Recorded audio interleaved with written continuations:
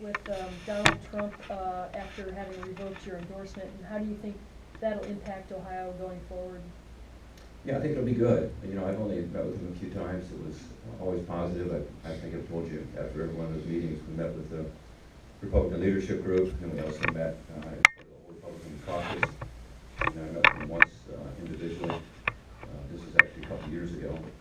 Every time we talked about policy issues, we talked about the need for us to do something to address this historically weak economic recovery.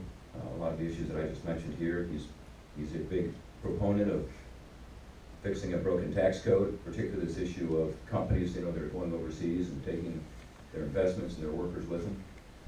As you know, that's been my big focus on the Finance Committee, working with Chuck Schumer of all people. I was able to come up with a working group proposal just on that issue. We couldn't get it moving.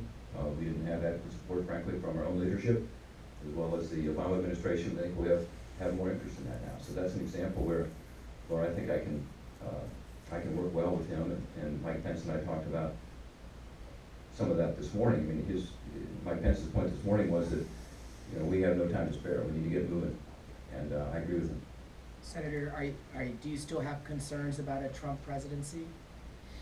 No, I'm you know, looking forward, and I'm, as you can tell today, actually excited about the opportunity to have a fresh start in Washington. New Congress, new presidency.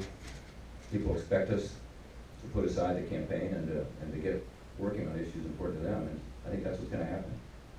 I may be a little more optimistic than some, given the partisan atmosphere in Washington, but I think the message of this campaign is, certainly it was of our campaign and our election results, is that if you deliver, if you actually get things done for people, they'll respond positively. And I hope people get that. Again, when I was on this Fox News, I'm sorry to say Fox in front of all you guys that aren't Fox, but program this morning was sort of like, you know, what are the mechanics of the campaign that you did so well? It's not about the mechanics. I mean, it's necessary to have it, to get your message out, but you have to have something to say.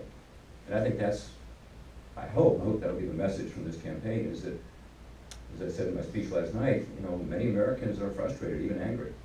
They don't trust their government. They don't feel like it's working for them. They're working hard. I was at the polls last night. As you know, I like to go to the polls and work on election day. So I was there at 7:15 p.m. in the rain, and a guy came up to deliver pizza to the poll workers just before the polls closed. And so first I went up to try to get his vote, and he said, "I'm not voting." And I said, "Why?" He said, "Because I started at 5:30 this morning. I've got 2 jobs, and I don't stop delivering pizzas till 8 o'clock." And you know, he's the guy we need to look out for, because he's working 2 jobs. He's having a tough time making ends meet, he told me.